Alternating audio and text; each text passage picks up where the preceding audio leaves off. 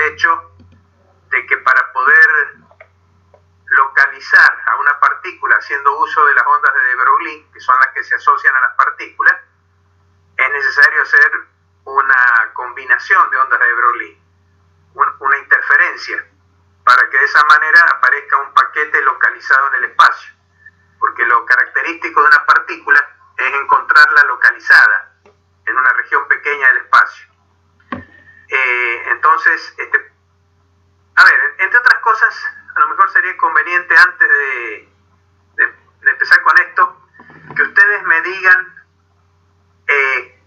en sus cabezas cómo tienen la imagen de una partícula fundamental, de las más fundamentales de todo. Estoy hablando de las del modelo estándar, los quarks, los electrones, o sea, los leptones. ¿Quién se anima a decirme, mire, profesor, yo lo imagino de tal manera? Como decía algún alumno de física hace muchos años atrás, decía que el electrón era verde y redondo. Y le decían, pregunté, ¿por qué es verde? Y dice, pues yo prendo el osciloscopio y lo veo verde. Dice, y además debe ser redondo porque no pierde carga por efecto de puntas. Entonces, bueno, o sea, no tiene que tener puntas, entonces tiene que ser redondo. Bueno, pero dejando de lado esa imagen, ¿cómo imaginan ustedes a una partícula fundamental? ¿Quién me dice cómo imagina un electrón? A ver, ¿quién se anima a decirme? A ver, un valiente. Sí, te escucho, Claudio. Está bien, igual estamos aprendiendo que ahora son paquetitos de ondas que interfieren, pero como pelotitas, como esferas. Bueno, ¿y esa pelotita cómo la imaginas? A ver, decime, ¿te la imaginas quieta, la imaginas...? Moviéndose para todos lados, como si fuera un mosquito, por ejemplo. Como si fuera un mosquito. Con movimiento aleatorio, sí. ¿Y el spin del electrón cómo lo interpretas? Como una pelota que gira. Puede girar a la derecha o a la izquierda. Entonces te la imaginas girando, una pelotita que gira.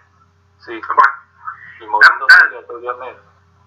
Ok, esa es una imagen pictórica que es muy común que uno tenga, pero yo sobre eso también quería hablarles, porque lo que se supone que se llaman partículas fundamentales son directamente puntos en la teoría cuántica. No son objetos que tengan forma esférica, porque para que un objeto pueda tener forma, es necesario poder observar, medir las posiciones relativas de sus diferentes partes. Por ejemplo, si yo tengo un cubo, para poder saber que tengo un cubo, ¿sí? Tengo que realizar mediciones entre las partes de ese objeto y estar seguro, por ejemplo, que hay 8 vértices, que las diferentes partes de ese objeto están, no se escapan de las aristas de lo que sería la forma de un cubo, que tiene estructuras con ángulos de 90 grados internamente. Para poder asegurar la forma de un objeto hay que poder medir la posición de sus diferentes partes. Incluso si es una esfera, para poder asegurar que un objeto es una esfera tengo que poder medir las posiciones de sus diferentes partes y observar que están todas incluidas adentro de un cierto radio, y que, bueno, incluso uno puede imaginar al electrón como que tiene distribuida su carga eléctrica en forma uniforme adentro.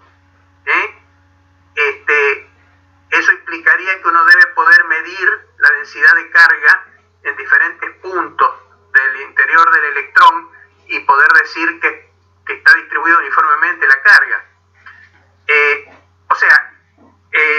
El poder asegurar que una partícula tiene una dada forma, o como normalmente se le imagina a uno, como una pelotita.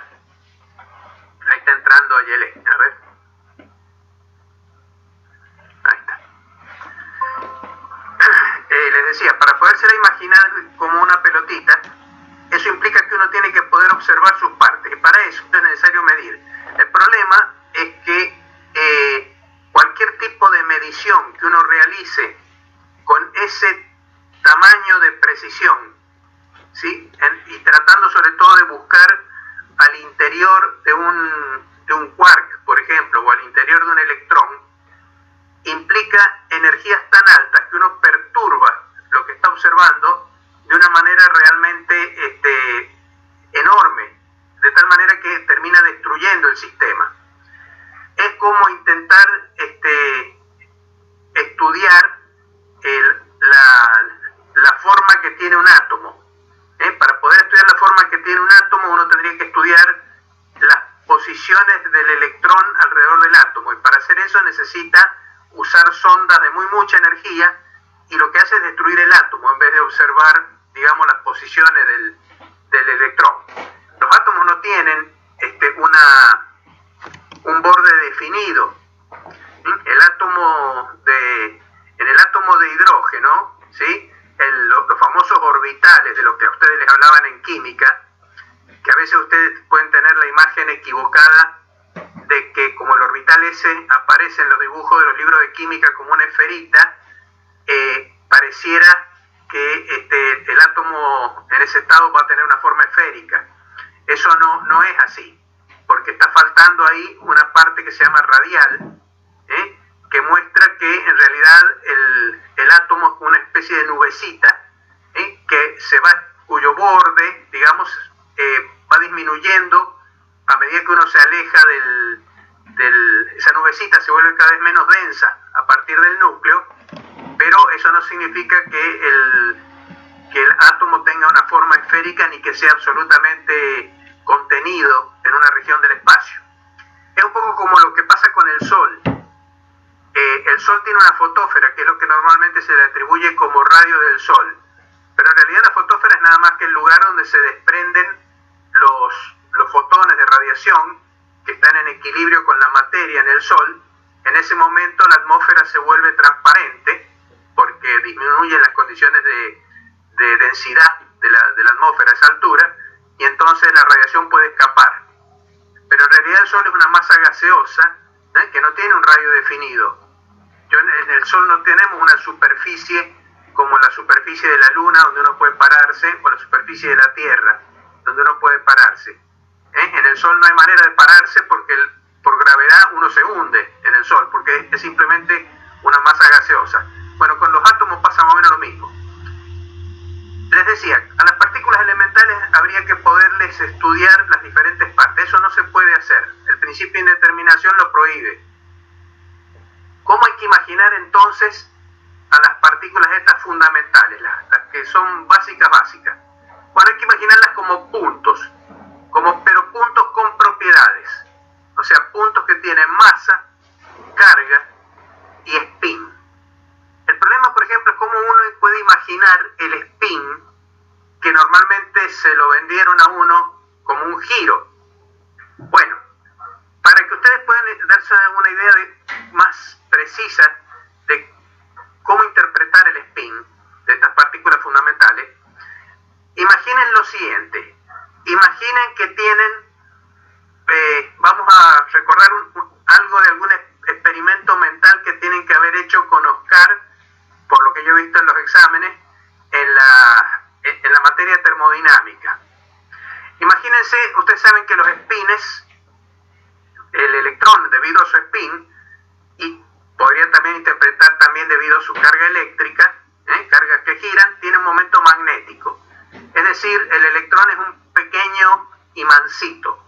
El momento magnético del electrón está ajustado al spin, es siempre dependiente del spin. Eso lo tendríamos que ver sobre el final de este curso cuando veamos el átomo de hidrógeno.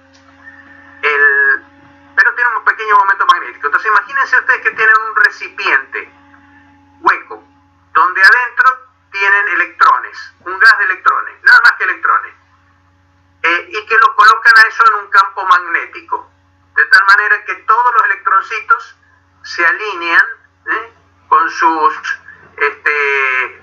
momentos magnéticos paralelos al campo magnético, que sería la situación de menor energía. Se colocan en esa situación.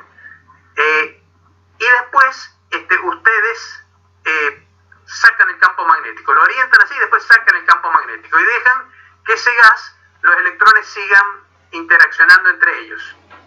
O sea, es como una especie de gas ideal donde los electrones están interaccionando, pero al cual ustedes inicialmente le orientaron todos los espines. Y ahora lo dejan. Y entonces los electrones siguen interaccionando entre ellos, chocan con las paredes del recipiente y finalmente llegan a una situación final de equilibrio. ¿Quién se anima a decirme cómo imagina esa situación final de equilibrio y qué me podría decir respecto de cómo imagina los espines de esos electrones? Alguien que me diga. Acuérdense que ha desaparecido el campo magnético. ¿Qué imaginan que pasa en la situación final? A ver, Claudio, vos que sos de los que se animan. Profe, disculpe, porque no entendí lo que está preguntando.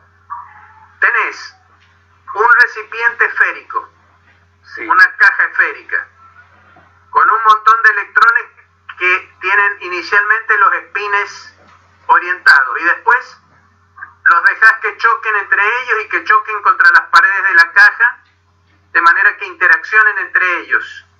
Sí. ¿Cuál sería la situación final, la situación de equilibrio final de eso?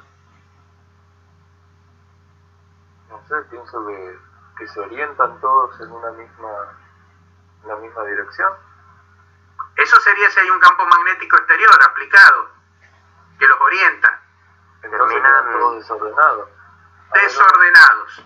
Suponiendo que ustedes hubieran empezado con 10 electrones todos ordenados paralelos en la misma dirección, después de que termina todo, van a terminar en promedio 5 y 5. ¿Sí?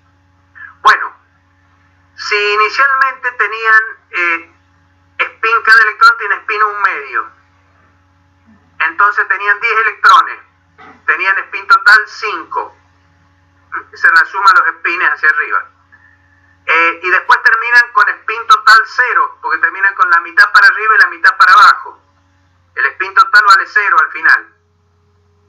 El spin es un impulso angular. Y ustedes saben que hay una ley que se llama ley de conservación del impulso angular.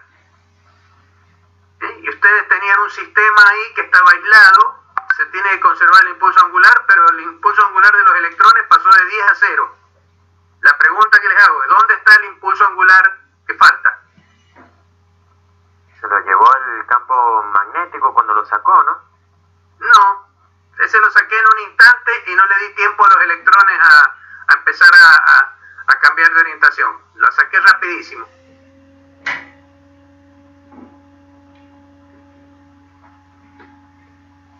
Es fácil. Sí. ¿Se imaginan lo que les he planteado? Es fácil darse cuenta.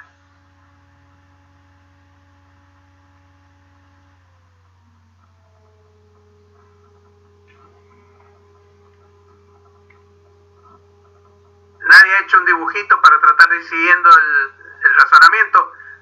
Acuérdense que en la física siempre un dibujito ayuda mucho. Bueno,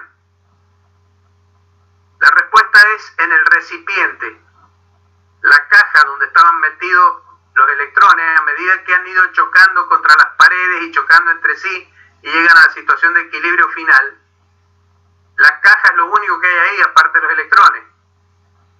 La caja está girando. Esa caja esférica que yo le dije al principio que tenía metido adentro los electrones ha comenzado a girar y ha tomado el impulso angular que le falta a los electrones. Entonces, macroscópicamente, el spin aparece como un giro de los cuerpos físicos, de los cuerpos macroscópicos. Cuando se hacen experimentos en que se entrega parte de la propiedad spin a un cuerpo macroscópico, ese cuerpo macroscópico comienza a girar. A pesar de que no se pueda atribuir el spin a ningún giro de las partículas. ¿Se entiende lo que estoy diciendo? Alguien que me diga si más o menos se va entendiendo. Bien. Bueno, eso significa que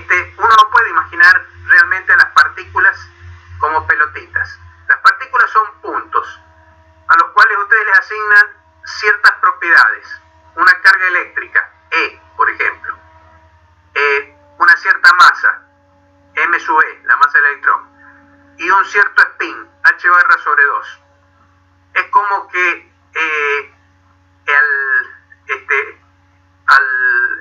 al puntito ese le asignan propiedades. Una partícula fundamental es un punto con propiedades. Una de esas propiedades, la masa, tiene que ver con la inercia de ese objeto, de ese punto, con la inercia y con la posibilidad de interaccionar gravitacionalmente. Otra de las propiedades de ese punto tiene que ver con la posibilidad de interaccionar eléctricamente. Otra de las propiedades, el spin, tiene que ver con una cantidad conservada y que macroscópicamente puede aparecer como un giro. Entonces no es que la imagen del electrón como una bolita que gira, es nada más que una imagen, pero no hay que tomarlo demasiado literalmente, porque no hay manera, por el principio de indeterminación, de poder observar las diferentes partes de un electrón para saber ni siquiera si tiene forma. Hay algunos sistemas más grandes, cuando un sistema está compuesto por partículas fundamentales, sí es posible de alguna manera realizar algunos experimentos con mucho cuidado para determinar no la forma, pero sí por lo menos la distribución espacial que tienen ciertas propiedades de esos objetos más grandes. Por ejemplo, el protón y el neutrón, siempre se sospechó que no eran partículas fundamentales, sino que estaban compuestas por otra cosa, porque el protón y el neutrón tienen distribución espacial de carga. Es decir, se podía detectar que el protón, por ejemplo, tiene carga prácticamente cero en su centro, después cuando uno se va apartando del centro, tiene una zona de densidad de carga alta, después baja la densidad de carga, después vuelve a crecer un poquito, y después comienza ya a disminuir hasta que se hace nunca totalmente cero, tiene una colita, como si fuera la nubecita de los orbitales atómicos, pero en el protón. Es que realmente en el protón lo que se tienen son orbitales de quarks. Entonces la nubecita esa, así como el átomo es una especie de nubecita de electrones alrededor del protón, el protón es una nubecita de quarks que están en interacción entre ellos.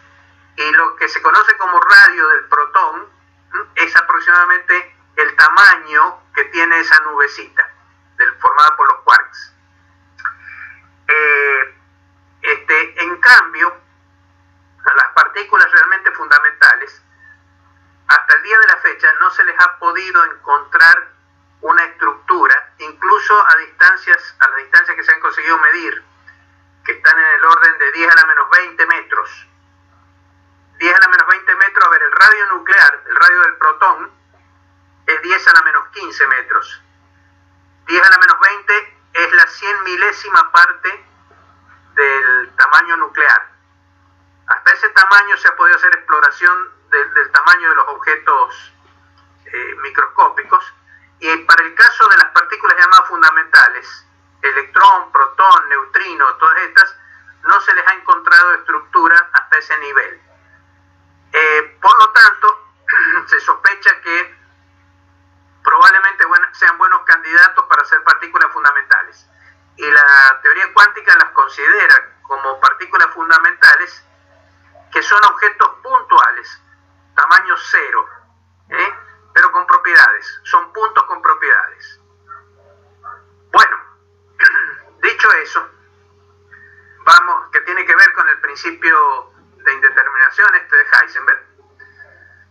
Vamos al principio de indeterminación.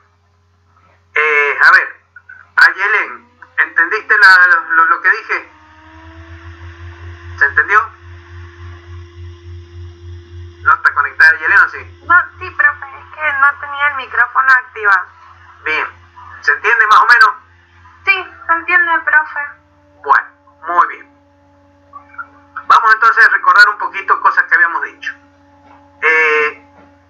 Las partículas entonces en la teoría cuántica, a ver, no son ni partículas ni ondas, se les podría llamar ondículas, mezcla de onda y partícula, o partondas, mezcla de partículas y ondas. Son entes que tienen un comportamiento dual. En ocasiones se presentan como ondas en algunos experimentos, en otros se presentan como partículas, e incluso hay situaciones intermedias donde se presentan las propiedades de alguna manera sin que se termine de definir qué es para un lado, qué es para el otro. En esos casos uno puede utilizar, si quiere, cualquiera de las dos representaciones. Ahora, el principio de Heisenberg permite comprender o pasar de alguna manera de la imagen de la interpretación de los objetos estos microscópicos de partículas a ver cómo de alguna manera se relaciona con las ondas. El ejemplo más claro lo tienen acá. Este es un caso de difracción. Una única abertura de ancho A del orden de la longitud de onda lambda para que pueda existir la difracción. Estos pueden ser ondas de Broglie, y acuérdense que las ondas electromagnéticas quedan de alguna manera incluidas como un caso especial de ondas de Broglie para fotones, que son partículas de masa en reposo nula.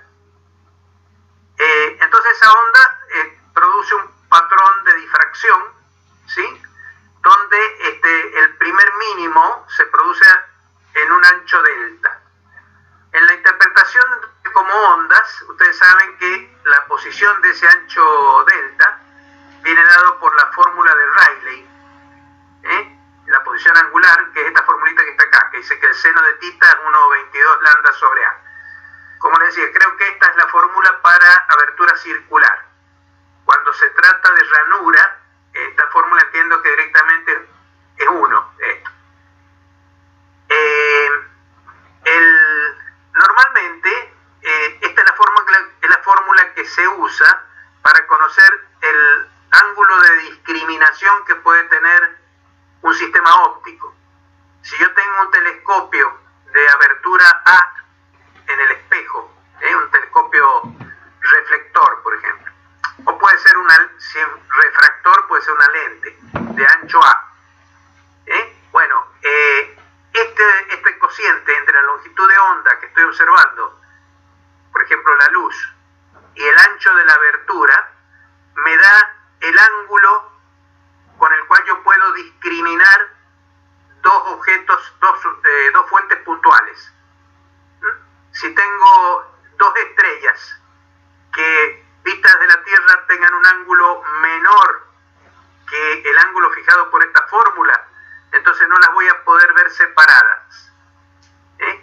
Si el ángulo de esas dos estrellas es mayor que el dado por esta fórmula, que es el de poder discriminador del telescopio, entonces yo voy a poder ver a las dos estrellas como un sistema binario, como lo que es.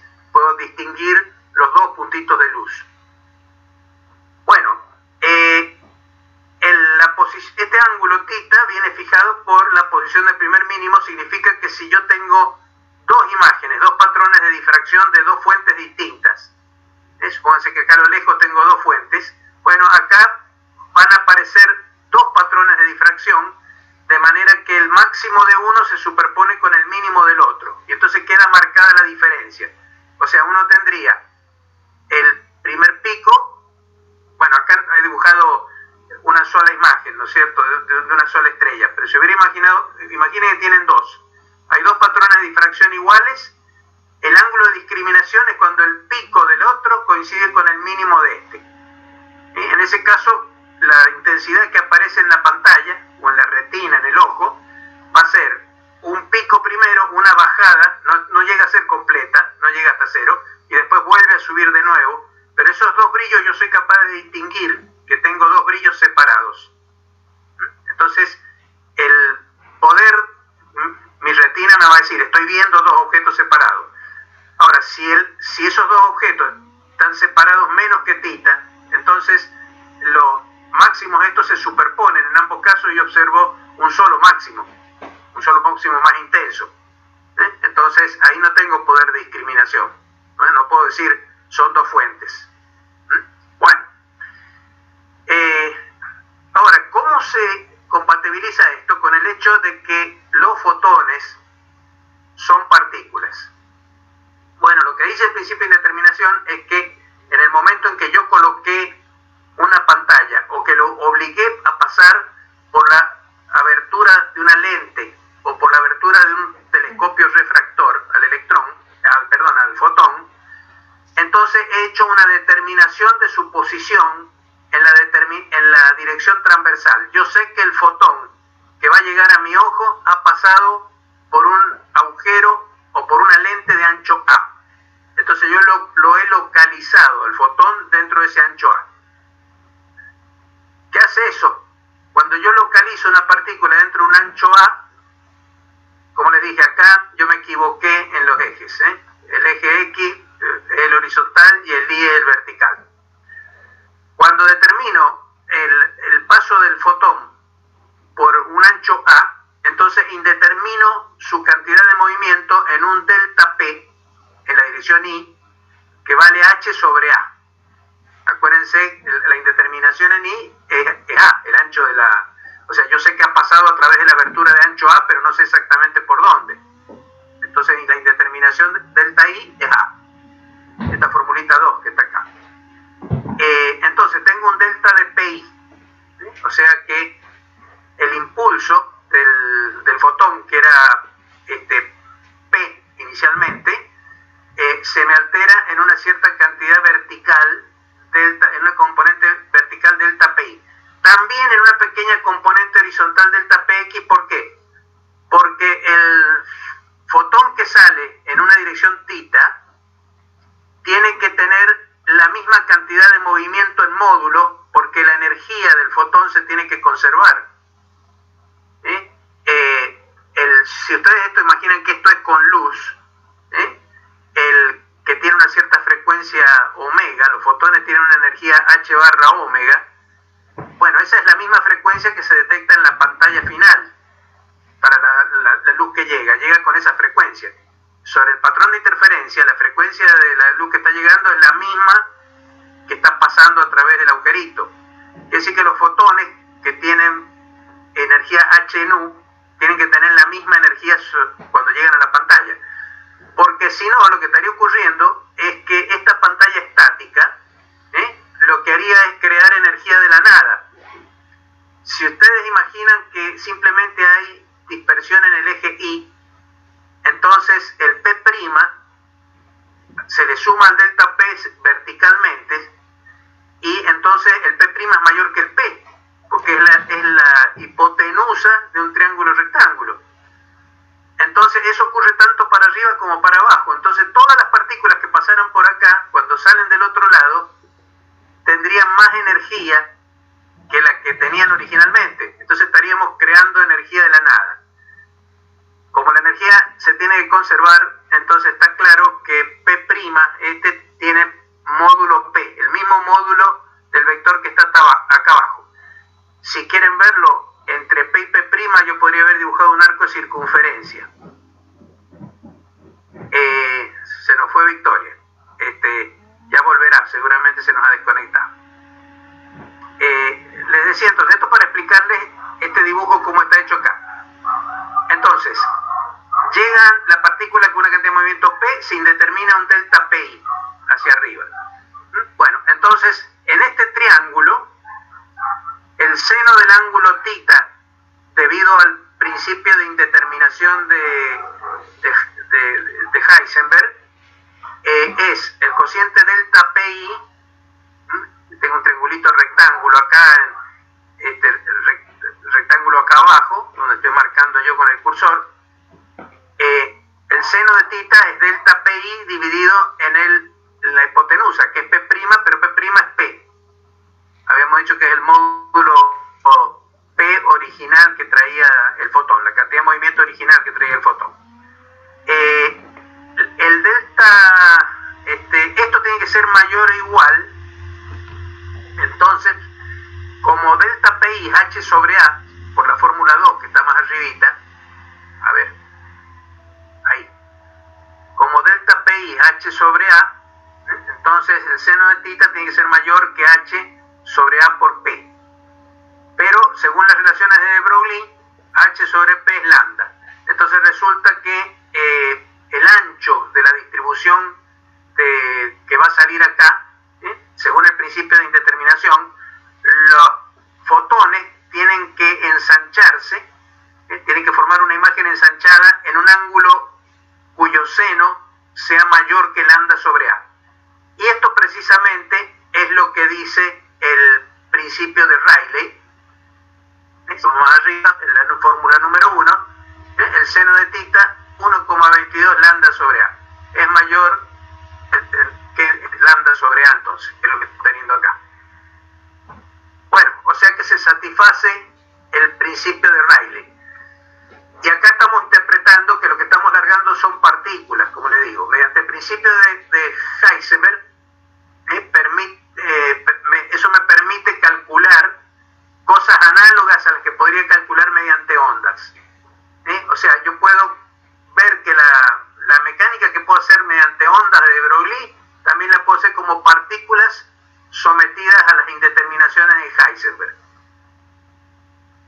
Bueno, a ver, acá lo que he hecho es, usando el hecho de que la energía se tiene que conservar, de que el módulo de P' tiene que ser igual a P, entonces he tratado de calcular la incerteza delta Px.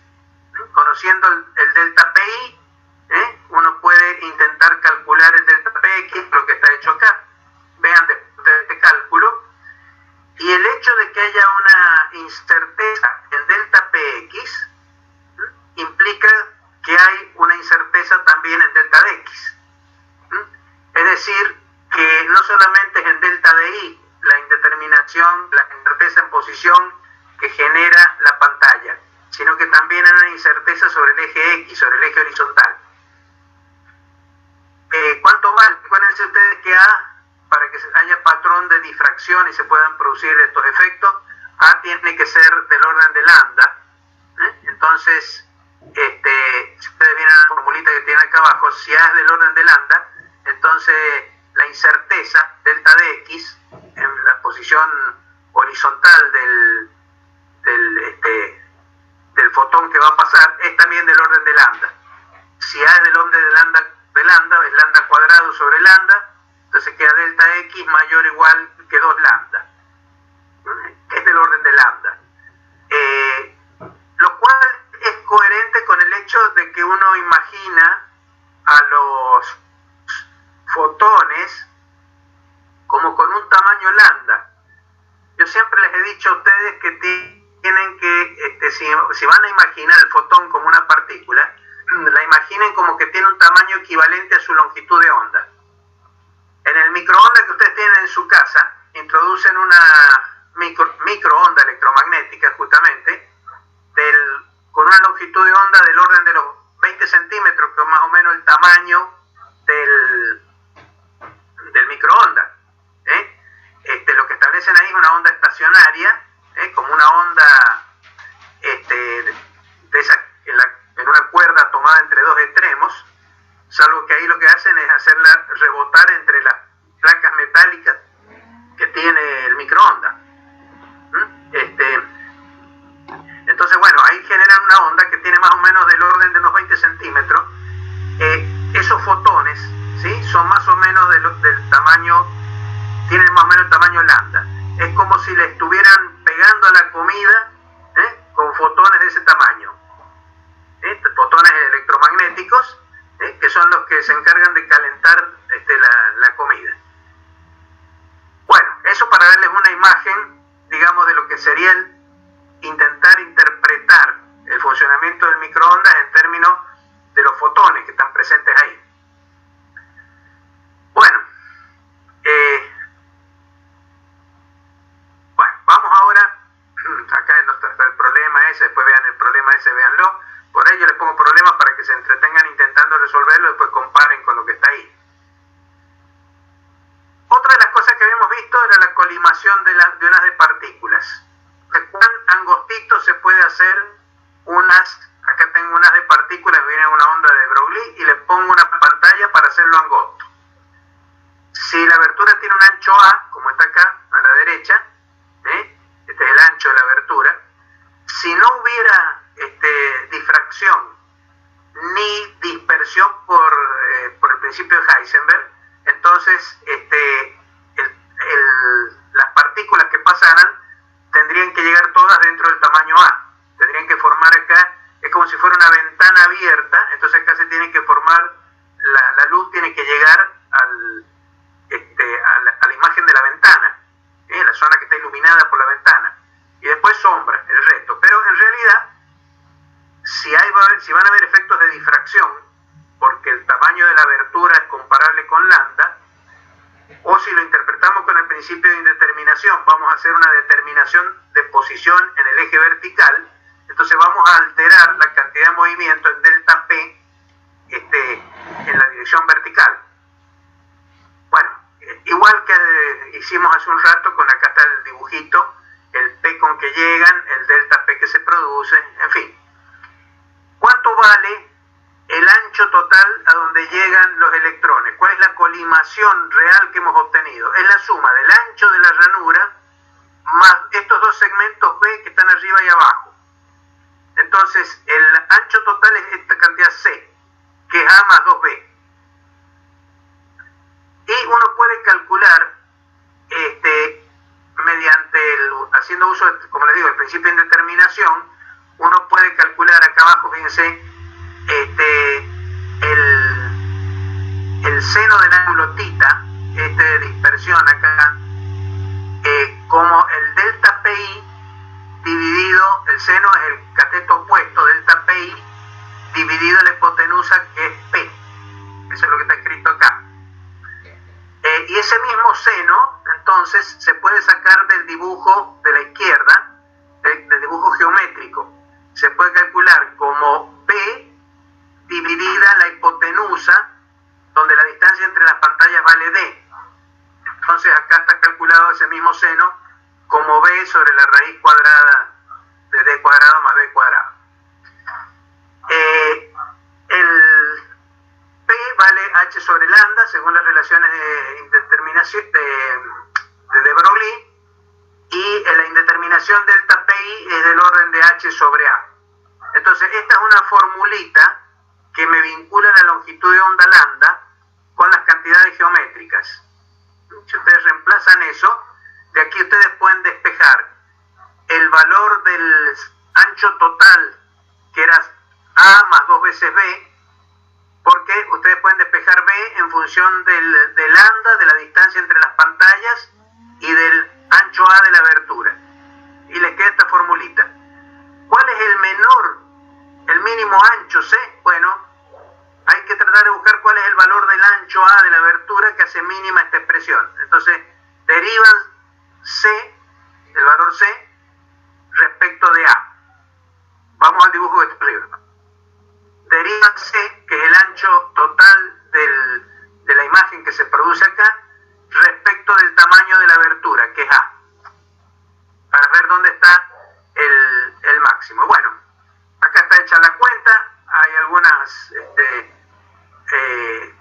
observaciones para obtener los valores donde eso se produce, y entonces resulta que el mínimo ancho de colimación que resulta es este que está acá, 2 raíz de 2 por la raíz de lambda por D, o sea que depende de la distancia a la pantalla y de la longitud de onda que uno esté utilizando.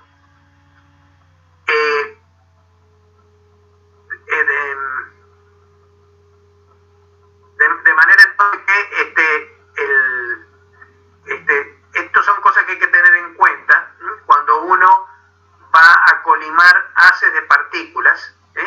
Hay que tener cuidado de que si uno quiere tener un factor de colimación lo mejor posible, el óptimo, que es C estrellita, tiene que tener cuidado de ver qué valor tiene que tener entre la longitud de onda de la radiación que está colocando y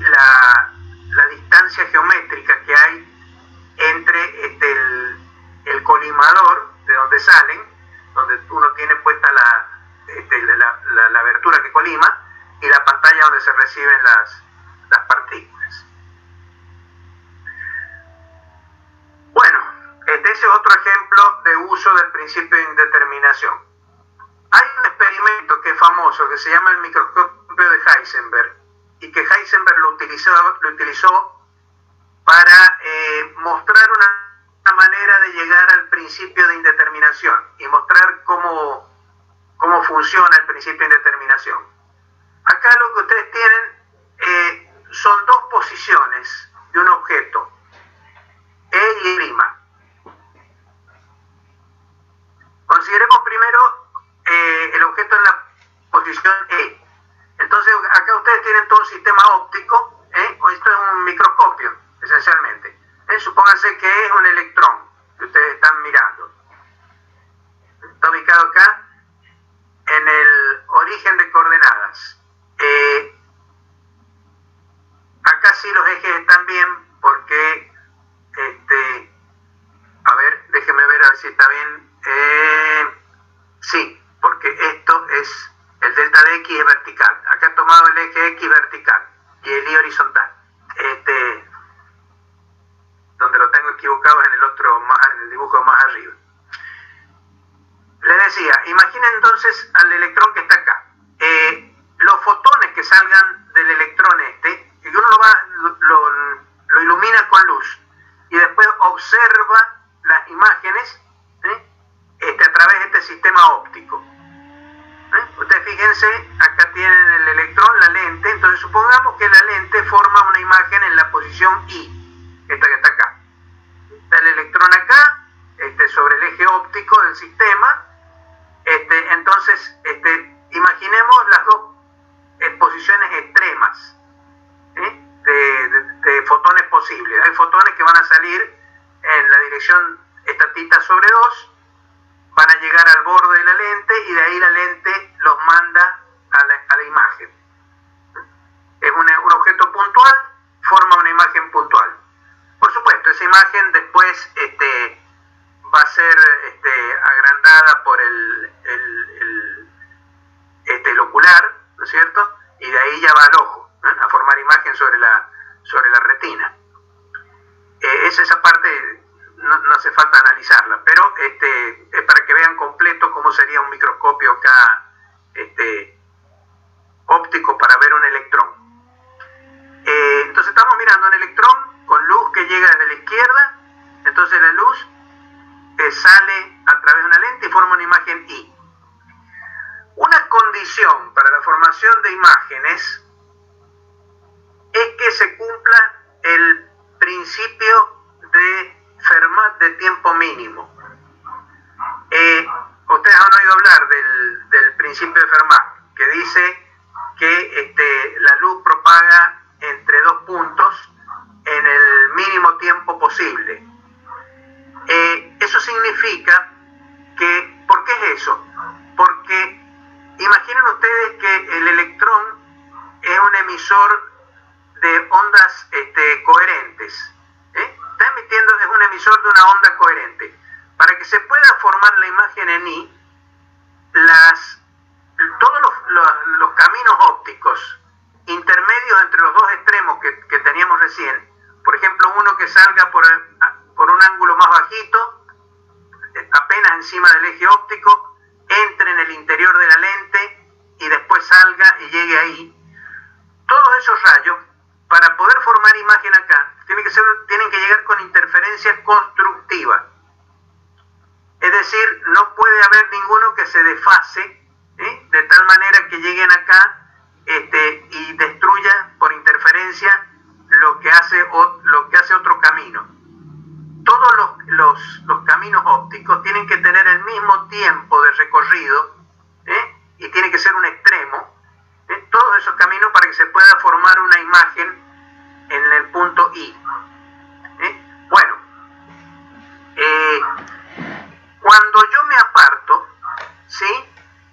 Para que si yo tomo otra posición del electrón, en una posición corrida delta de X, mientras la diferencia de caminos ópticos que provoque este corrimiento no supere medio periodo, todavía va a haber interferencia constructiva y la imagen va a seguir apareciendo en I', en I. O sea, el I' va a coincidir con el I.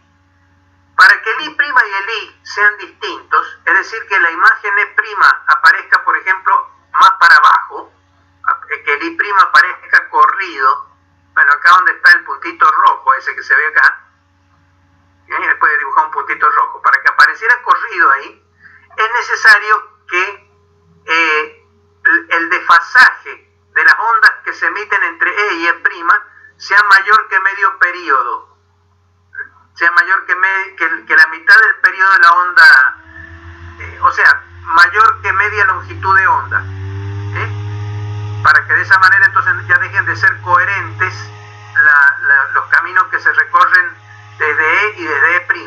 Entonces eso va a dar una imagen en un lugar diferente.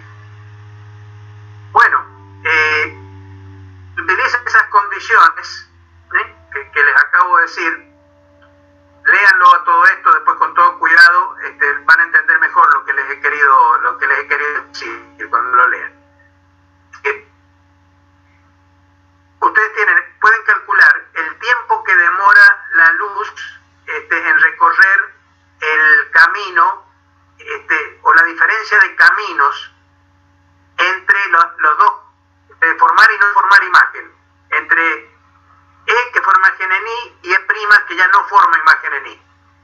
La diferencia de caminos que tienen esas dos imágenes, acá está calculada.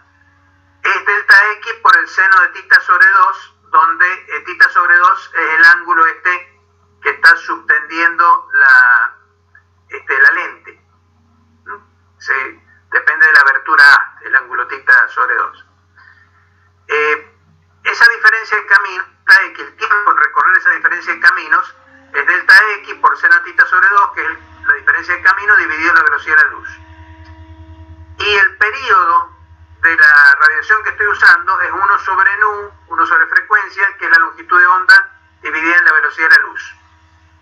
Hemos dicho que se tiene que cumplir como condición para tener imágenes separadas que delta T sea mayor o igual que el periodo dividido en 2, que la mitad del periodo. Entonces reemplazo estas cantidades que tengo acá y tengo una relación entre delta X y lambda. Para que eso pueda ocurrir, para que esos dos puntos puedan dar imágenes separadas, entonces el delta X tiene que ser mayor o igual que lambda sobre 2 veces seno de θ sobre 2.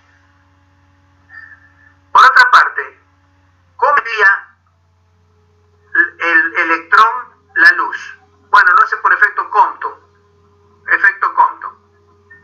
el efecto Compton, ¿sí? Ustedes tienen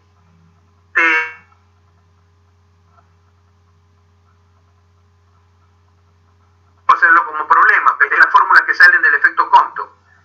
Sale cuánto vale el módulo del impulso del fotón que sale dispersado, que es P' gamma. Esto es del orden de H nu sobre C, el P gamma.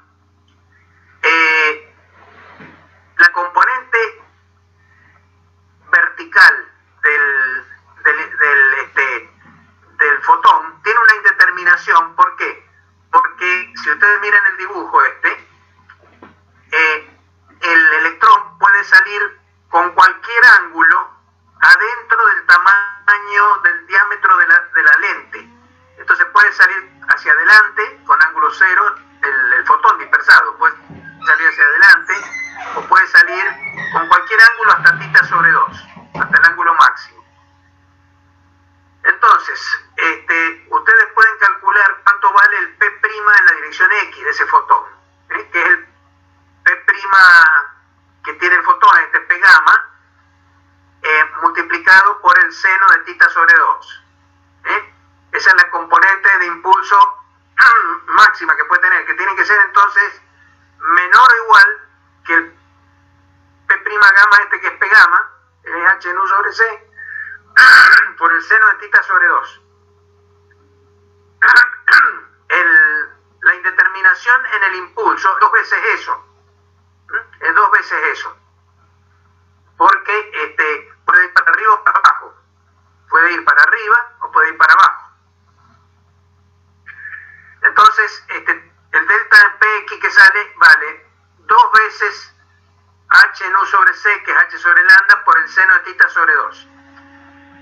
Acá han calculado cuánto es la indeterminación en la cantidad de movimiento del fotón, y que por lo tanto también es la indeterminación en la cantidad de movimiento en x del electrón que observaron, porque la cantidad de movimiento se va a conservar sobre el eje x. Entonces el delta de Px es la indeterminación que tienen en la cantidad de movimiento del fotón, pero también del electrón. Si ustedes entonces toman ese delta de Px y toman el delta de x que habían calculado para la posición del electrón, una indeterminación en posición del electrón dado por esta fórmula que está acá, si ustedes multiplican ambos, obtienen el principio de indeterminación. Bueno, esto lo hizo Heisenberg como un ejemplo de cómo funciona el principio de indeterminación. El hecho de que ustedes reciban luz de fotones que vienen dentro de un cierto ancho en esta lente de ancho A, ¿sí?, hace que ustedes no puedan fijar, o que digamos, entre la posición del electrón y la indeterminación en su impulso, debido a que los fotones que ustedes reciben en I pueden haber salido con cualquier dirección en este ángulo, ¿sí?, hace que ustedes no pueden distinguir la diferencia de posiciones a menos que haya una cantidad delta X mínima. Entonces, el hecho de que los fotones entren indeterminados por cualquier punto de la lente, que es una lente ancha, de un ancho A, adentro del microscopio, hace que el producto de la indeterminación en la posición del electrón por su indeterminación en la cantidad de movimiento sea del orden de h. Entonces ustedes observan a un electrón con un microscopio y pueden determinarle la posición con este microscopio dentro de un cierto... es el poder de resolución que tiene este microscopio, pueden determinarlo dentro de un cierto delta de X, pero cuando hacen eso simultáneamente han usado luz que les produce una indeterminación en la cantidad de movimiento delta P del electrón por el efecto Compton. Bueno, eso es un ejemplo donde Heisenberg mostró, digamos, a través de un ejemplo físico, de qué manera era el principio de indeterminación. ¿Vamos bien hasta acá? Pregunta. Alejandra, vos todavía no me has dicho nada, así que te pregunto a vos, ¿más o menos se entiende? Profe, yo sí entiendo. También hay ejercicios de este tipo. Vos no sos Alejandra, vos sos Ayelén. Ay, perdón, pensé que me... No, pero está bien, Ayelén, pregunta, dale. No, quería preguntar si en el libro podemos hacer ejercicios de esto o son muy complicados. No, pueden hacer ejercicios de esto y no son complicados, son simples. Lean los apuntes, pero después traten de resolverlos sin estar pensando en cosas complicadas. No son ejercicios complicados, Ayelén. Tenés que tratar de pensar las cosas lo más simple que puedas. Bien. Siempre tiempo para complicarse hay. Entonces eso, si después de mucho verlo no consiguen hacerlo simple, entonces piensen en algo más complicado. Hay que buscar el camino más corto, así como la luz. Exactamente, usen el principio de complicación mínima. Bien. Muy bien. El principio de Fermat de complicación mínima. Bueno, la energía es punto cero. A ver. Acá, lo que está hecho acá es simplemente hablar un poquito de lo que es la energía de agitación térmica en el interior, por ejemplo, de un gas ideal. Ustedes saben que si tienen átomos, la energía cinética de cada átomo es su cantidad de movimiento movimiento al cuadrado sobre 2 veces la masa. Acuérdense que la cantidad de movimiento es mv cuadrado. Entonces, esto es lo mismo que un medio de mv cuadrado. Pero normalmente en cuántica siempre se usa de esta forma. ¿Por qué? Porque de alguna manera, incluso en la mecánica cuántica, en la mecánica clásica pasa lo mismo, ¿eh? Cuando Newton definió la fuerza, allá en la mecánica clásica, la definió como no como masa por aceleración. Esa es la forma para la escuela secundaria.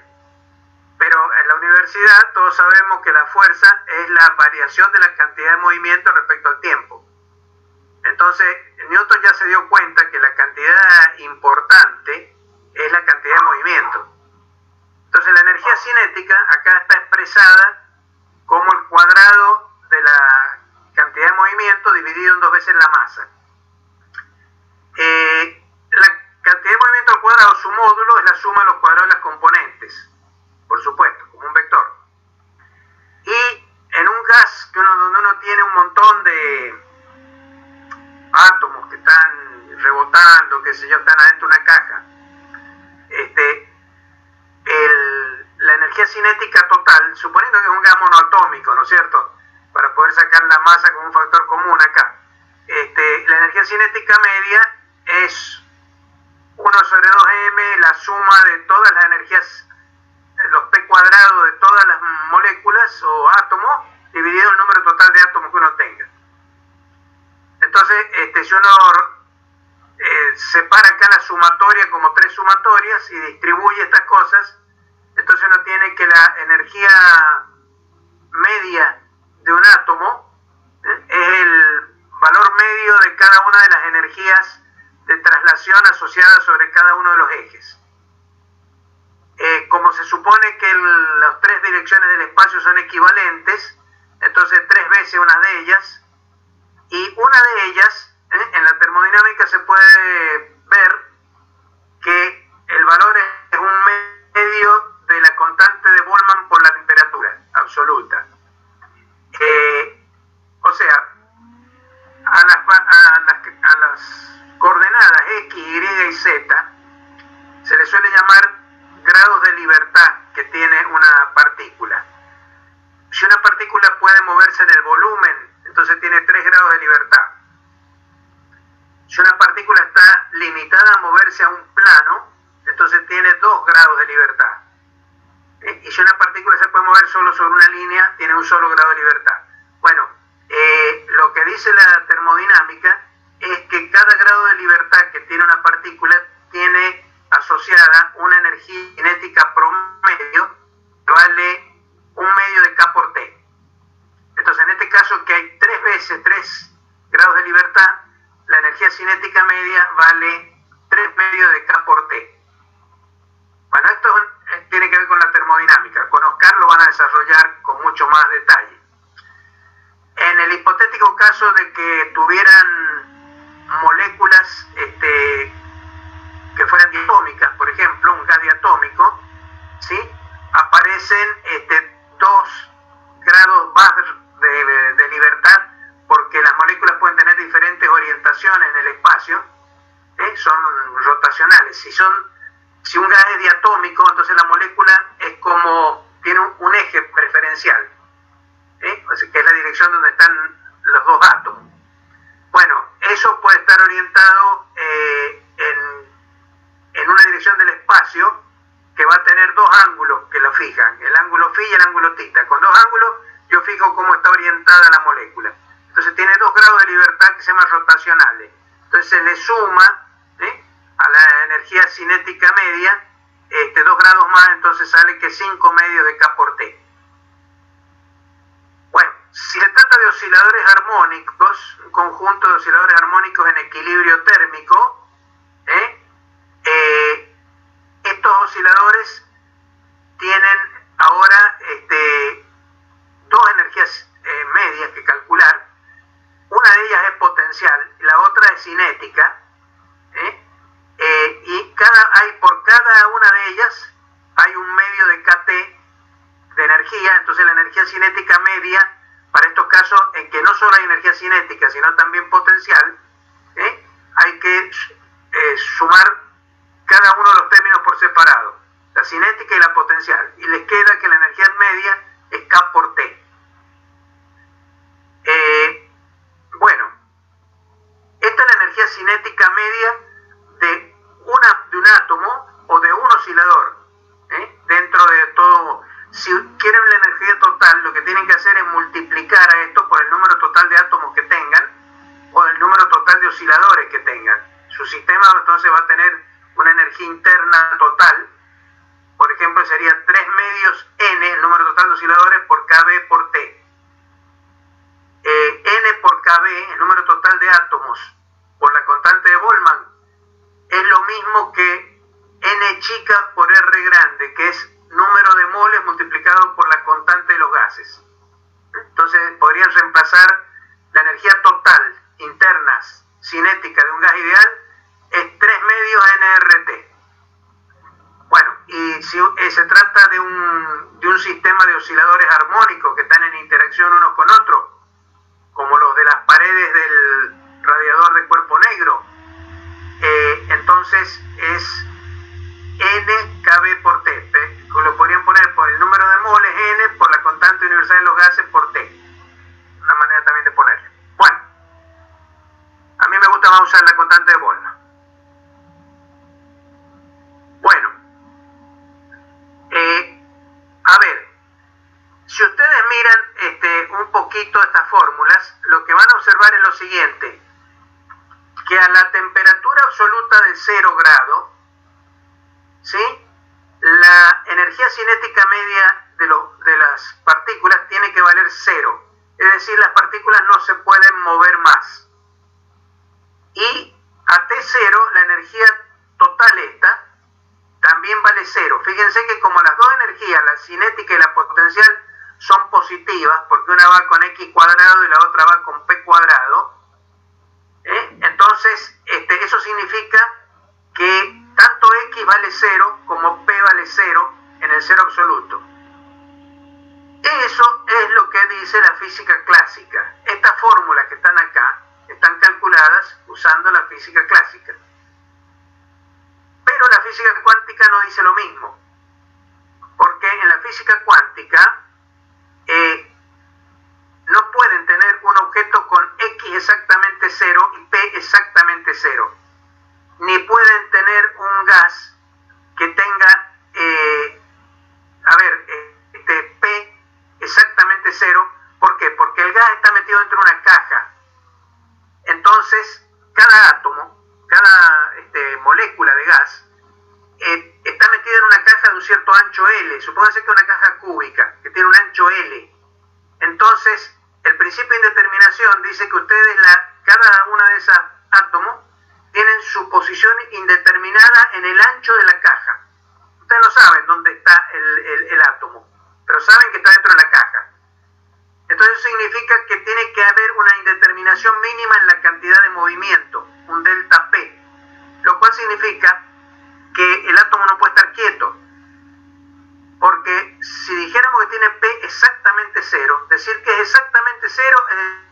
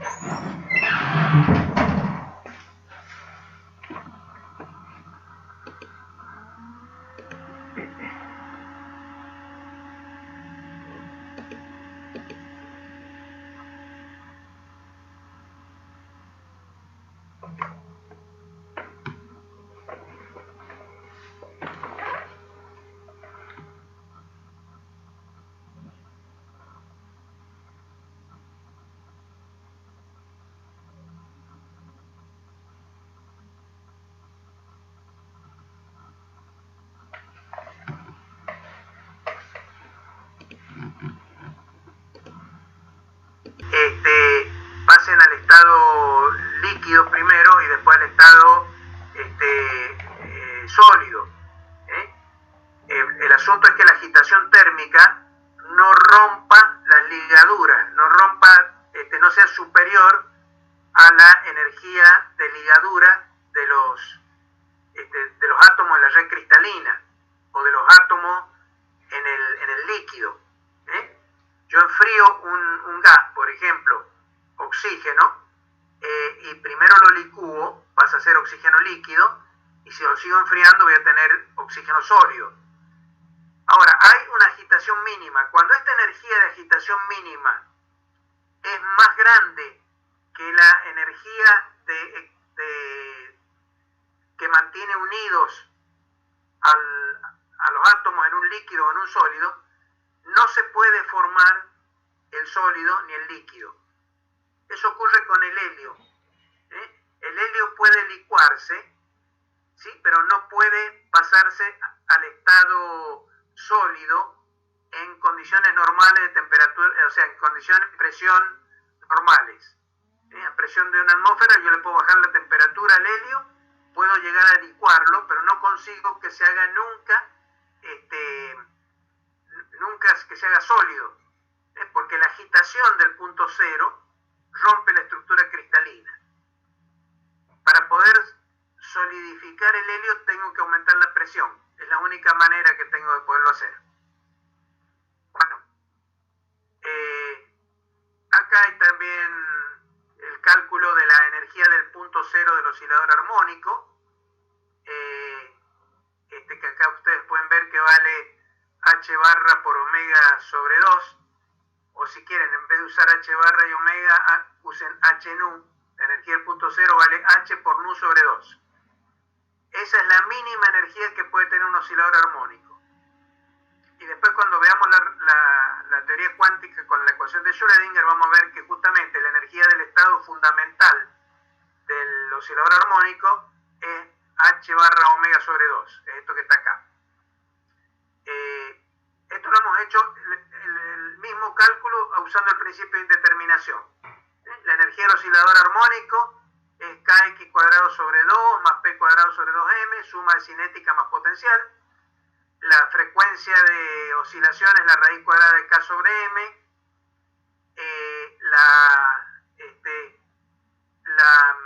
El ancho A puede ser, por ejemplo, la amplitud de la oscilación. Ese es el delta de x, y el x mínimo posible es del orden de ese delta x.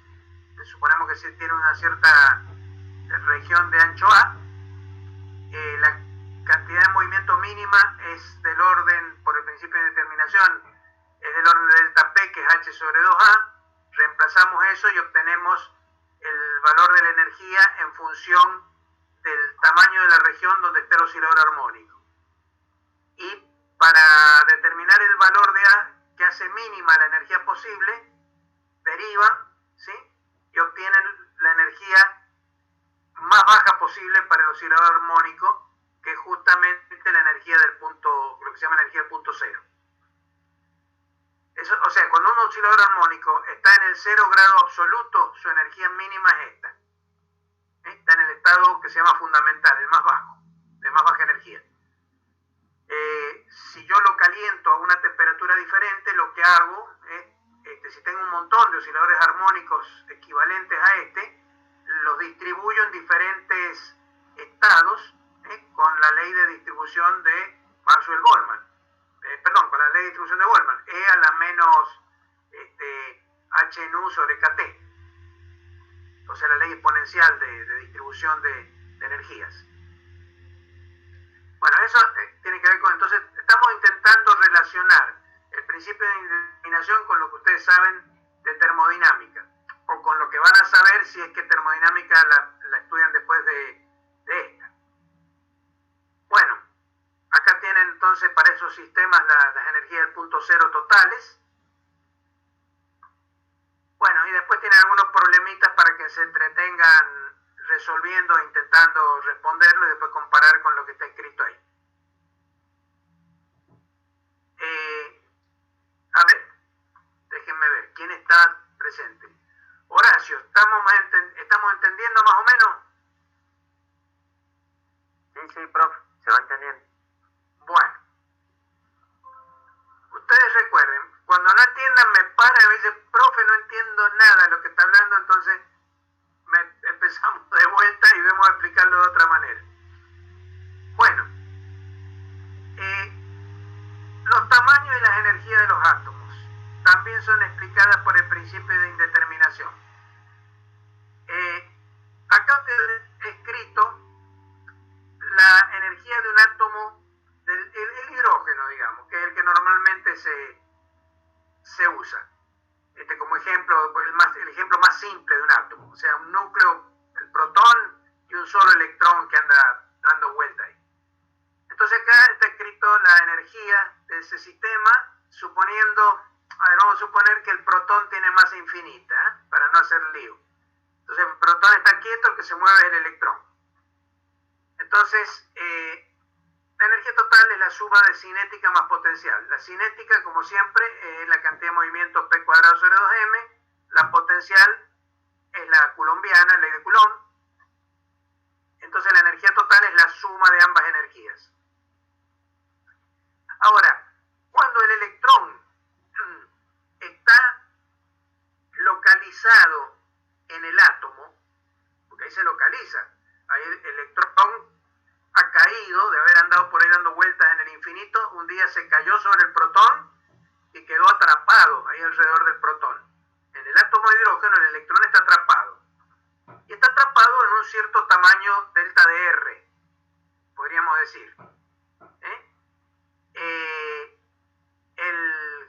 Que sabemos más o menos qué tamaño es, del orden de un astro, pero está atrapado en un tamaño delta R.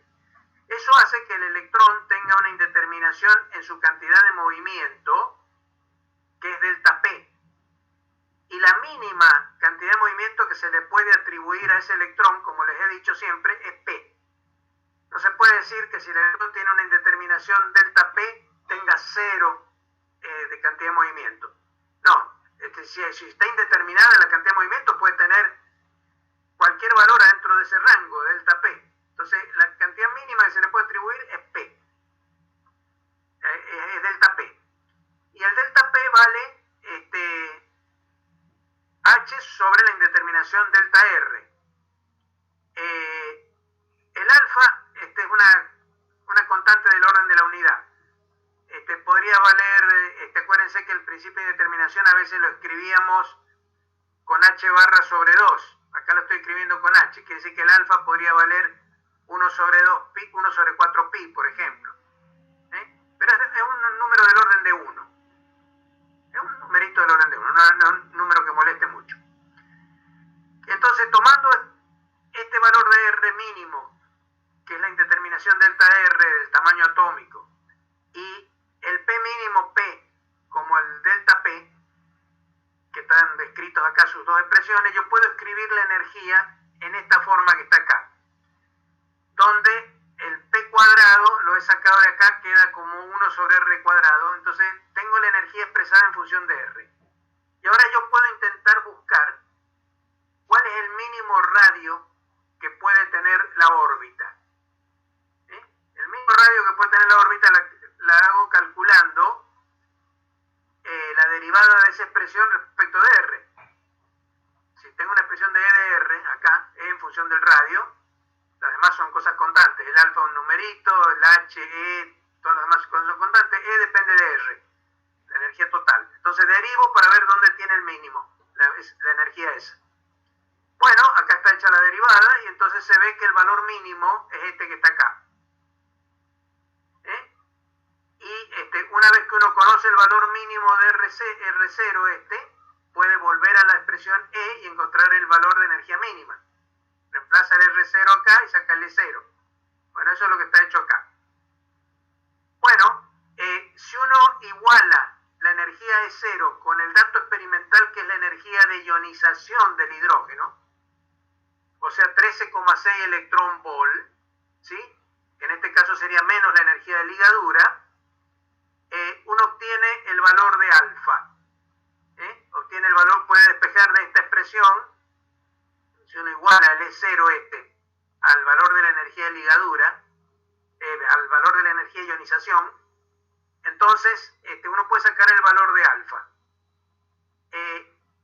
Y resulta que lo que le sale es 1 sobre 2pi para alfa, y entonces reemplaza ese valor en la expresión de R0 y le sale el radio de Bohr, le sale el radio de la primera órbita de Bohr. Quiere decir que la energía es mínima cuando el electrón tiene el radio de Bohr. Esa es la razón por la cual los átomos tienen el tamaño que tienen. Un átomo no podría tener un tamaño menor que ese, porque si no el electrón se agitaría demasiado y se alejaría. Entonces hay una situación óptima en que yo voy disminuyendo la energía arrimándolo al protón, porque entonces como la energía potencial es negativa y tiene el R abajo, va cada vez más negativa, va disminuyendo a medida que me arrimo. Pero a medida que me arrimo, si me arrimo mucho, la agitación que se produce por la localización aumenta la energía cinética. Entonces hay un punto óptimo donde la componente negativa de la energía potencial y la positiva de la energía cinética se compensan y eso me da el tamaño atómico. Justamente el valor que sale de alfa permite encontrar que R0, el tamaño mínimo que puede tener el electrón, es el tamaño atómico. Y obviamente si ustedes calculan las energías que tienen ahí, lo que les va a resultar es la energía de ionización, que es la energía del E0 menos 13,6 electrón volt, que es la energía del estado fundamental. Acá abajo he hecho un calculito parecido, intentándolo aplicar al átomo de helio. Léanlo y van a ver que sale una cosa bastante razonable también para el helio, en la condición de que los dos electrones tienen espines antiparalelos. ¿Por qué es esto? Porque si imaginamos que los dos electrones tienen espines paralelos, el principio de exclusión de Pauli nos complica la vida, porque no pueden haber dos electrones en el mismo estado. En cambio, si lo suponemos uno espina arriba y otro espina abajo, entonces uno puede imaginar que tiene dos electrones análogos, y entonces uno puede hacer este calculito para el helio. Y sale también bastante bien para el helio. Bueno, quiere decir entonces que el principio de indeterminación explica también el tamaño de los átomos. Miren, yo les recomiendo el tercer volumen, si quieren leer cosas interesantes, lean el tercer volumen de las Feynman Lectures on Physics, las clases de física de Feynman. El tercer volumen, que es el que trata de física cuántica. Feynman tiene hecho un tratamiento que es un poco diferente del que nosotros estamos haciendo, que es el clásico. Nosotros estamos haciendo lo que hacen todos los libros, que es entrar a la teoría cuántica a partir de las ondas de de Broglie. Feynman lo hace a partir de una formulación que es más parecida a la de Heisenberg y a la de Dirac. O sea, trabaja más con matrices y esas cosas. Pero las partes más conceptuales que tiene el libro de Feynman son fantásticas, no tienen desperdicio. Así que si quieren leer sobre estas cosas en el libro de Feynman, es altamente recomendable. Bueno, un ejemplito que no lo van a encontrar en muchos libros. En realidad lo he hecho todo yo, así que no lo he sacado de ningún libro. A ver, uno puede estudiar el colapso gravitatorio de una estrella sabiendo que la gravedad va a arrimar las partículas hasta un punto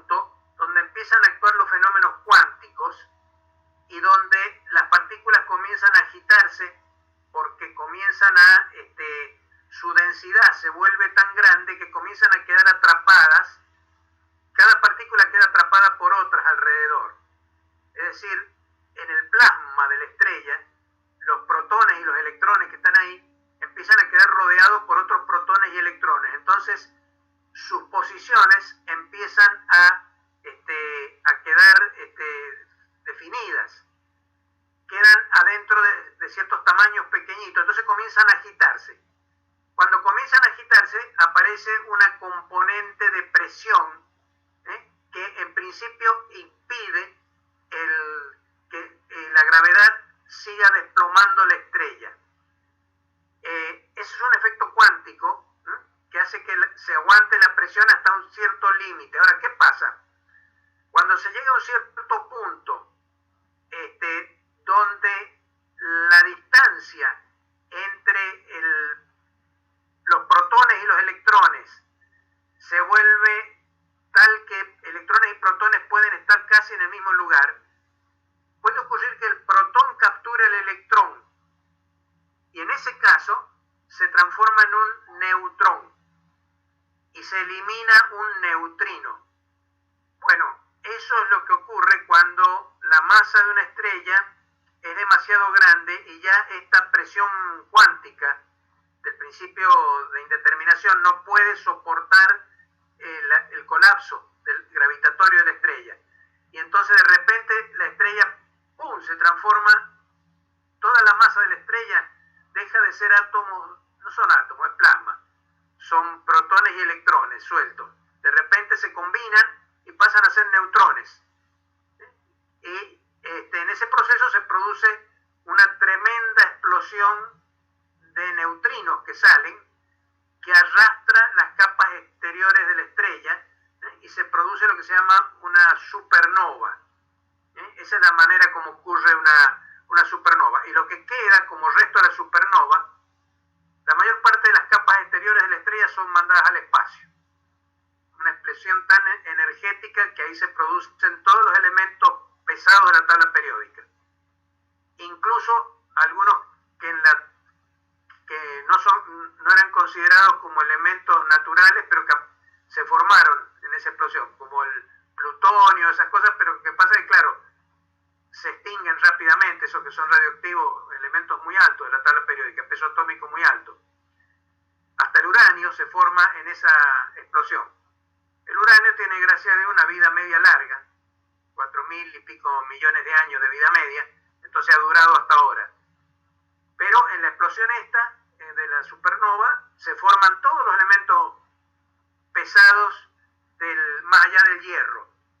El hierro es el último que se cocina en los núcleos estelares, porque es el que tiene mayor energía de ligadura. Bueno, cuando se producen estas cosas, estos fenómenos, uno lo puede calcular viendo justamente cómo es esa presión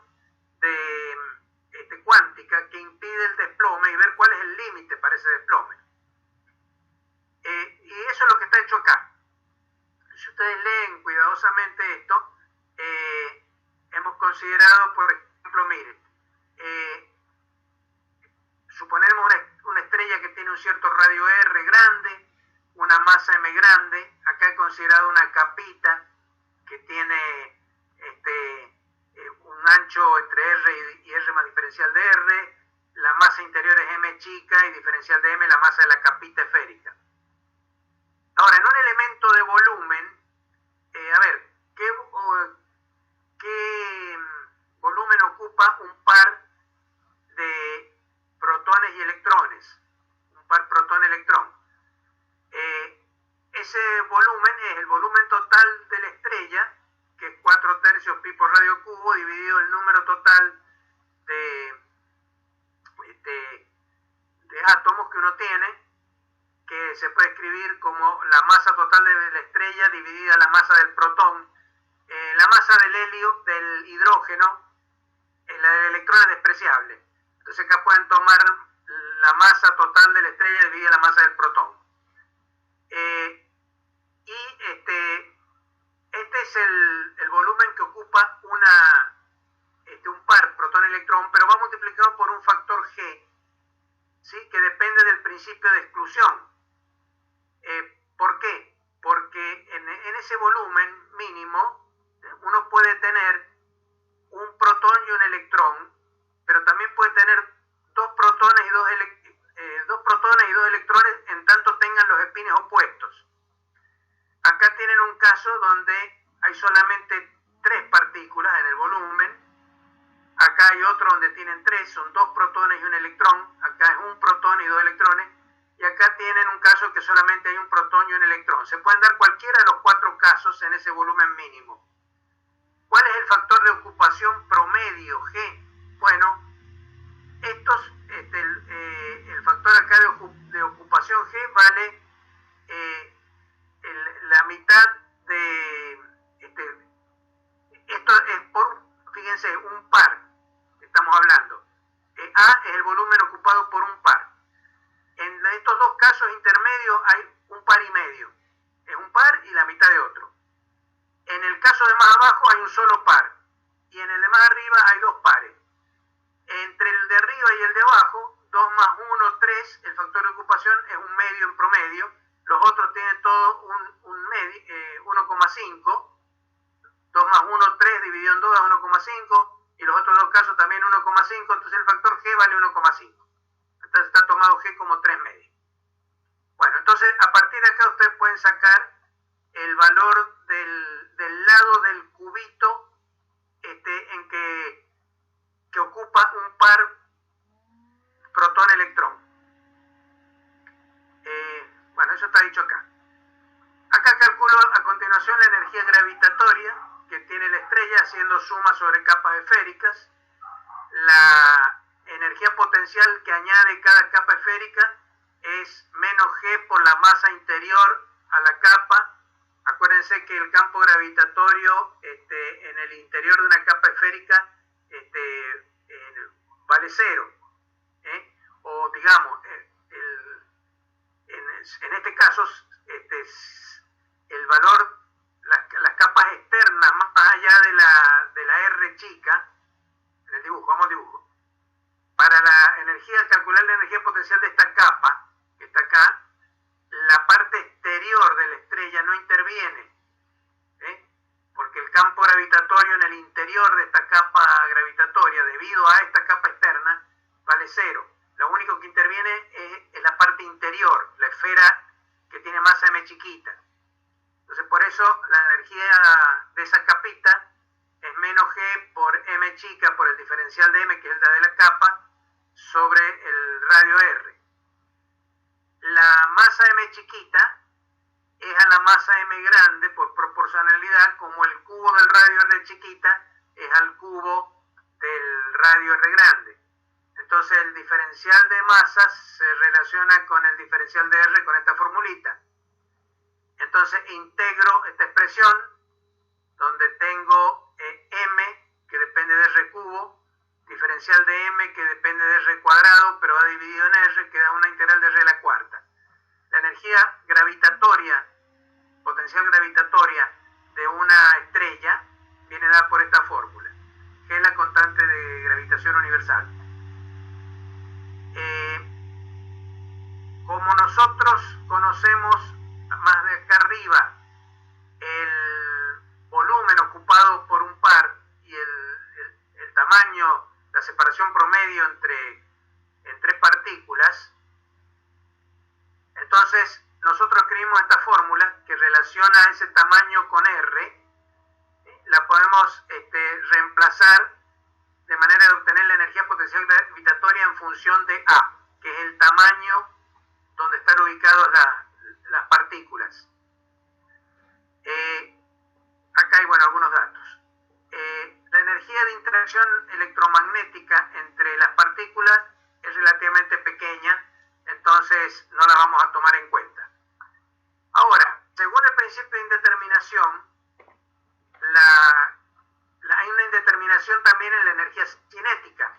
Esas partículas están localizadas en un ancho A, entonces sus cantidades de movimiento están indeterminadas en delta P. La P mínima es de ese orden, entonces el P tiene que ser del orden de H sobre 2A, donde A es la separación, el tamaño tamaño mínimo que ocupa un par. Entonces, la energía cinética, digamos, la energía cuántica, que es la energía cinética de esta cantidad de movimiento, se puede calcular con la fórmula relativista de protón y electrón. En el caso del protón, se escribe de esta manera porque la masa del protón es relativamente grande.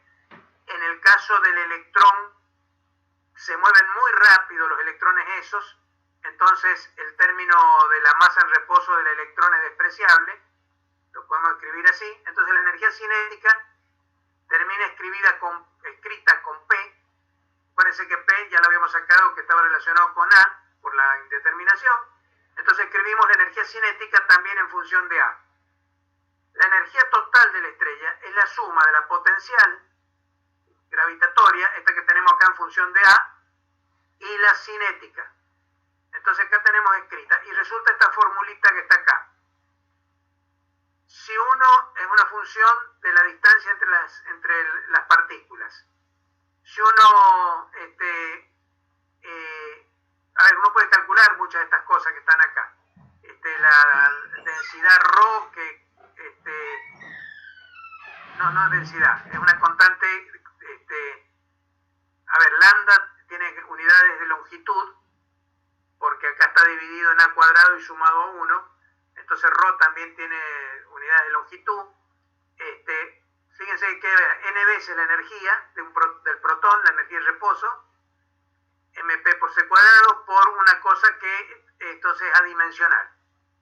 Y las constantes esas están calculadas acá con la masa típica de las estrellas, en fin, otras constantes físicas.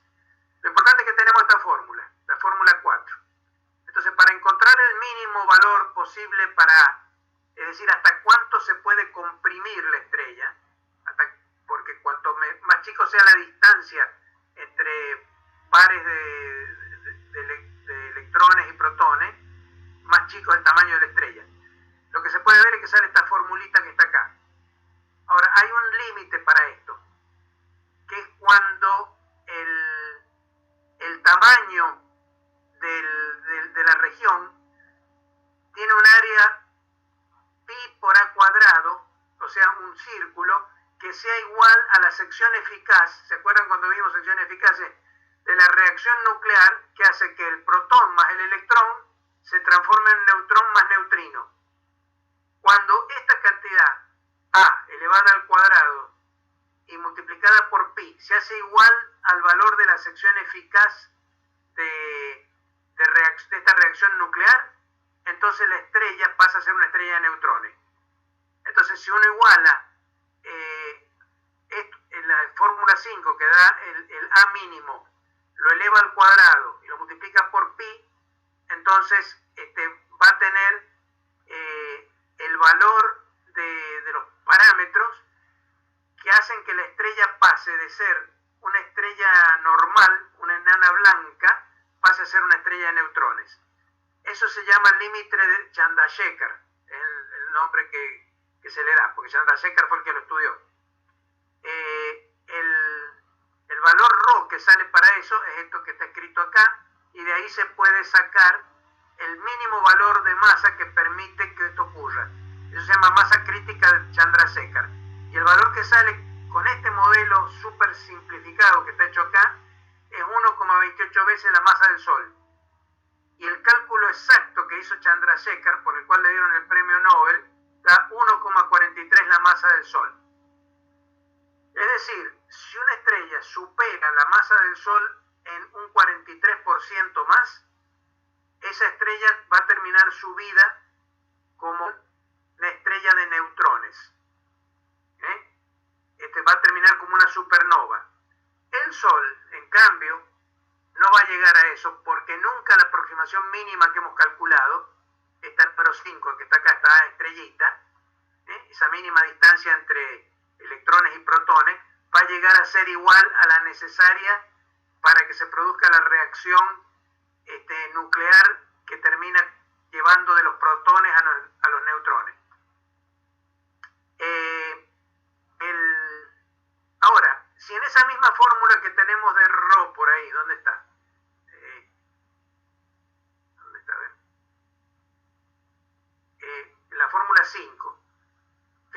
si ponemos que ρ sea igual a 2 lambda en la fórmula 5, tenemos ρ igual a 2 lambda, entonces queda 2 lambda menos lambda, queda lambda al cuadrado, queda lambda al cuadrado sobre lambda, queda menos 1. Entonces la estrellita vale 0. Eso significa que si ρ vale 2 veces lambda, el tamaño mínimo es 0. Es inevitable el colapso. Entonces se tiene un agujero negro. La masa, el cálculo cuidadoso lleva a que o sea, si toman las cantidades que hemos definido más arriba y sacan la cuentita, les va a dar que la masa para llegar a un agujero negro es 1,66 veces la masa del Sol. El cálculo más prolijo hecho por la gente que sabe de agujeros negros muestra que tiene que ser 2 veces y media la masa del Sol para que una estrella termine como un agujero negro. Les cuento aquí más abajo, como cosa interesante, que así como hay una cierta sección eficaz para transformar protones y electrones en neutrones, que se produzca esa reacción nuclear, hay gente que cree que un poco más abajo de eso, antes de transformarse en un agujero negro, puede haber una reacción adicional donde lo que queda no es una estrella de neutrones, sino que directamente se conectan todos los componentes de los neutrones y se pasa a ser una estrella de quarks directamente. Pero esto es una hipótesis de la cual, como dice acá, todavía no existen evidencias astronómicas de que existan las estrellas estas de quarks. Bueno, les doy mucho. Tienen todo esto para leer, para analizar y para... El tema que sigue lo voy a dejar para la próxima clase. Vamos a hablar de las partículas virtuales y vamos a ver qué tienen que ver las partículas virtuales justamente con el principio de indeterminación. El principio de indeterminación es el que permite hablar de las partículas virtuales. Vamos a tratar de ver qué es lo que son estas partículas virtuales. Yo dejaría acá entonces para que entremos más frescos a ver este último tema. Y lo que sí me gustaría preguntarles es si han entendido las explicaciones que he dado. Sí, profe, sí he entendido. Bueno, sí.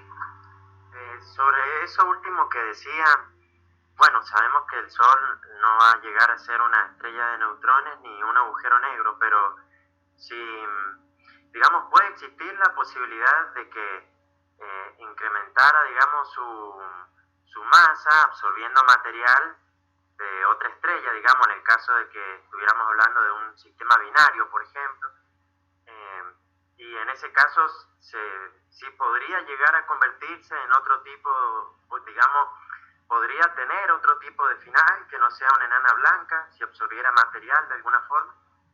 Sí, si absorbiera material, sí, Horacio, pero el problema es que para eso necesitas tener cerca una estrella. Y las estrellas nunca se acercan demasiado. Cuando dos galaxias chocan, cambian su forma, pero las estrellas entre sí no chocan de frente. No, cuando nuestra galaxia choque con Andrómeda, que va a chocar en algún momento, en un futuro muy lejano, las dos galaxias pasan una a través de la otra y ambas se deforman, queda un desparramo de estrellas. Una le puede capturar estrellas a la otra y viceversa, pero las estrellas no se tocan. Las galaxias son como vacíos. Si comparas los vacíos estelares con el tamaño de las estrellas, te vas a dar cuenta que las galaxias son esencialmente puro vacío. Es muy difícil que el Sol pueda encontrarse con una estrella en una trayectoria de colisión que le permitiera que se intercambiaran masas entre ellas y que terminara superando el límite de Chandrasekhar. Eso sería realmente sumamente extraño. En general son fenómenos que ocurren en el universo, pero son extrañísimos. No te voy a decir que no, pero la probabilidad de que eso ocurra es bajísima, Horacio. Lo que sí va a ocurrir es que el Sol, antes de llegar a ser enana blanca va a terminar de consumir por fusión nuclear sus combustibles, terminando en el elemento que está de mayor energía de ligadura nuclear, que es el hierro. Una vez que se llega al hierro, ya no se puede,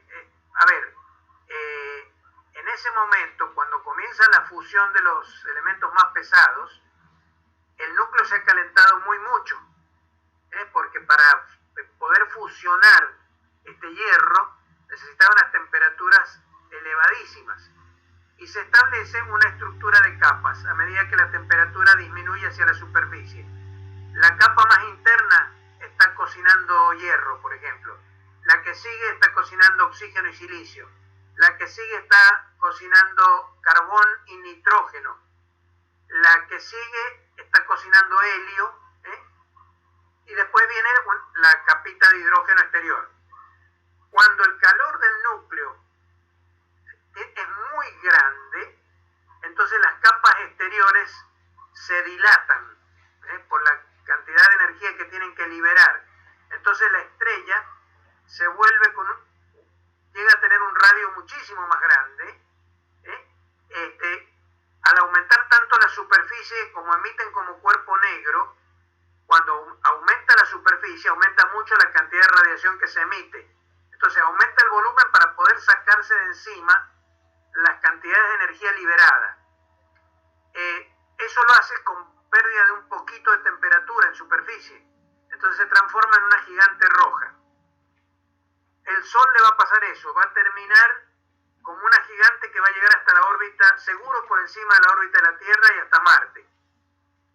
La temperatura de una gigante roja está en el orden de los 4000 grados de temperatura, más o menos en la superficie.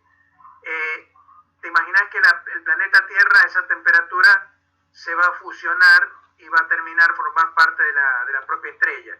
Es decir, dentro de 5000 millones de años tenemos que tener las valijas hechas para ver a qué parte del sistema solar nos vamos.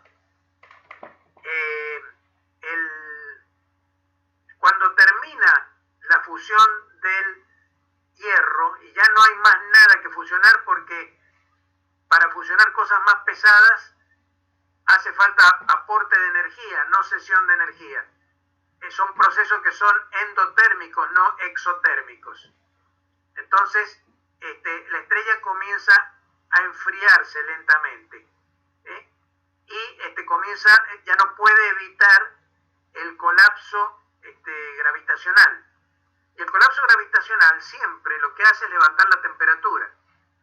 Cuando una estrella colapsa, hay energía potencial gravitatoria que al disminuir R se vuelve más negativa la energía potencial, entonces empieza a aparecer energía cinética. Esa energía cinética es energía de agitación térmica. La estrella se va calentando. Por eso cada vez que quiere iniciar una reacción nuclear nueva tiene que contraerse. La contracción inicia una nueva reacción nuclear. Bueno, pero acá ya no hay más reacciones nucleares. Entonces se contrae mucho, se calienta y se pone de color blanco. Pasa de ser una gigante roja a una estrella más pequeña blanca. Y se sigue contrayendo con el color, y con color blanco se transforma con el correr de los años en una enana blanca. Dentro de muchísimos miles de millones de años se transformará en una enana marrón, y dentro de muchísimos más millones de años se transformará en un cuerpo sólido, que quedará ahí formado por hierro, carbón, a las presiones que están ahí seguramente va a ser diamante,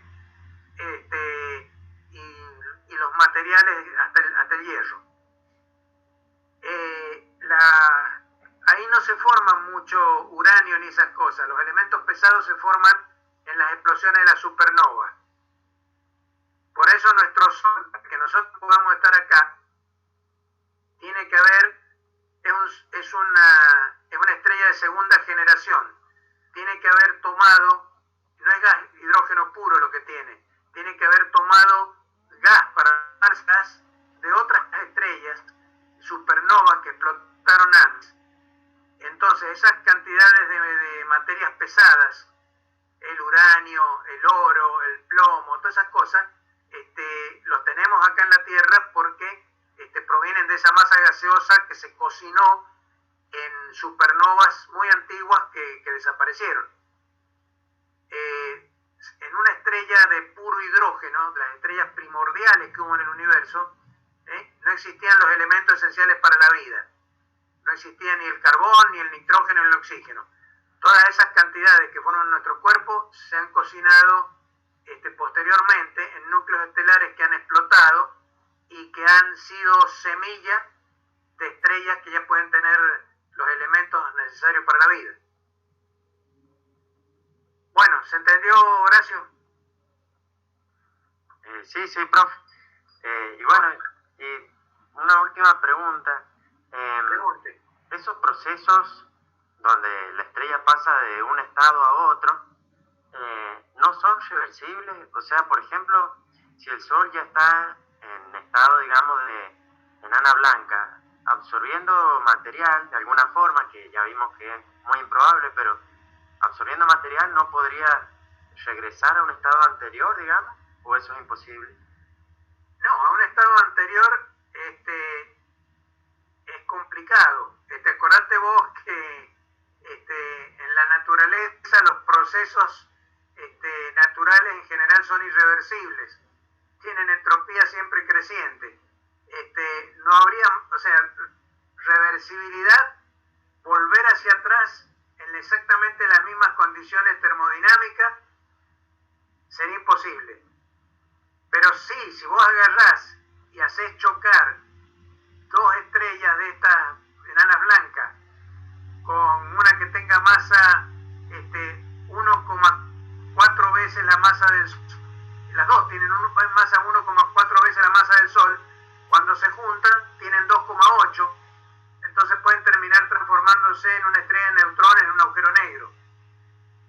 Pero sí, esas cosas pueden ocurrir, o sea, pueden seguir evolucionando en el sentido de ir hacia procesos diferentes, a cosas diferentes, seguro.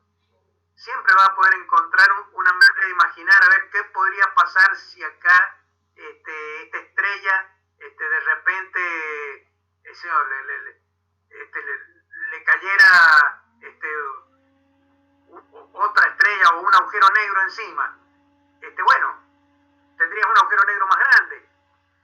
Esas cosas pueden ocurrir, pero no son normales, son poco probables, Horacio. Así que estate tranquilo, o sea, si bien podemos esperar algunos desastres con nuestro Sol, no son desastres tan terribles como para estar sufriendo anticipadamente. Bueno, está bien, profe. Ok. Muy bien, jóvenes. ¿Qué otra cosa quieren preguntar? Rocío, estás calladita, no me has querido preguntar nada. Sí, no me quería preguntar nada, justo se ha adelantado bastante a lo que íbamos a ver en astronomía. Bueno. Le quería preguntar si le podía enviar un ejercicio de un átomo muónico. De un átomo muónico. Claro, que quiero... Un protón con un muón girando alrededor. Exactamente. Y sí, bueno, en realidad había hecho una deducción para calcular el radio de la primera órbita de ese átomo muónico. Y no sé si está bien por ahí, como que no sé si le he pifiado bastante. Mándamelo, lo vemos. Andemos con eso, Met. ¿Cómo no? Bueno, perfecto. Los demás, que habrán dado positrónico, alguna cosa así. Claudio, Angelén, Alejandra, Horacio, ¿todo bien?